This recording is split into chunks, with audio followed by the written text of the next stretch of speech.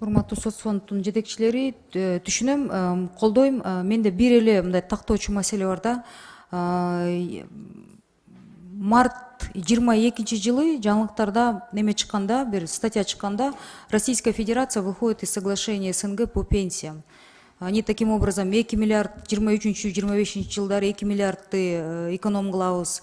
Анан 1-январь 2023 жылдан баштап Орус Федерациясы пенсия боюнча келишимдерди именно ЕС, анан Таджикистан менен, Украина менен жокко чыгаратабыз. Действующий пенсионерлер, бул биздин канча миллиондой биздин жарандарыбыз, алар кто уже паспорт алып, паспорт эмес, пенсия чыккандар сезбейт деп.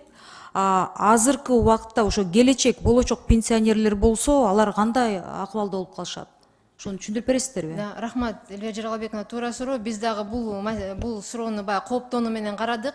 Азыркы учурда ЕЭКтин кеңешмесине киргиздик ушул суроону. Анткени Россия мамлекети жок, иштекке болбойт деп атат, бирок азыр эле учурда мисалы ошол эле эмгек министрлиги ар кандай бизге жоопторду мындай кайчы жоопторду жиберип атат да. Ошондуктан ошо октябрда кеңешмеси болот ЕЭКте. Ошол жерде биздин эки маселе каралат. Биз ошо инициатор болуп киргиздик. Ушуну тактап коелу, кайсыл периодтор кирет жана кайсыл граждандар кирет деген ошону тактоо иретинде киргизели деген сунушту киргизип койдук.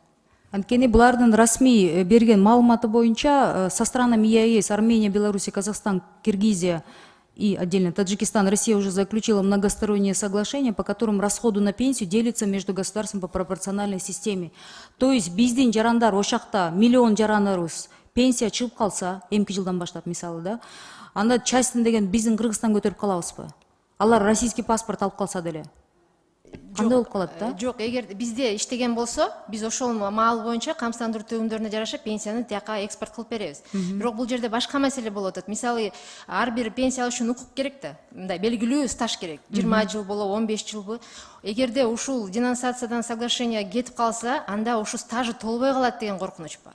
Биз ошол сунушту киргиздик, ошону тактоо керек. Эмнеге таянып ошондой чечимге только экономия у них в приоритете что болот? Почему они мындай демеге денонсация кылып атышат? Силерге түшүндүрүп атышат да. Эмнеге 1 миллион жарандарыбыздын тагдыры кандай болуп калат деген сөз да? Алар бизге силерге бул тиешеси жок деп атат. Бирок биз баары бир тактоо иретинде киргизебиз мунучу азырынчачы. Азыр силерге ЕС мамлекеттерине бул тиешеси жок, бул пенсиялык келишим демесинде иретине келет деп айтып атышат да, баягы регулировать етет.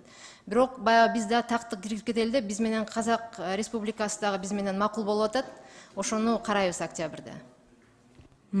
Анткени деген буга чейин 30 жылда мамлекеттер өзүнчө калыптанып калышты, булардын системасы частныйга өзгөрдү деп ошондой аныктамасын ошентип чыгарышыптыр да. Анан тактагандан кийин бизге да берип коесуздар маалымат. Рахмат.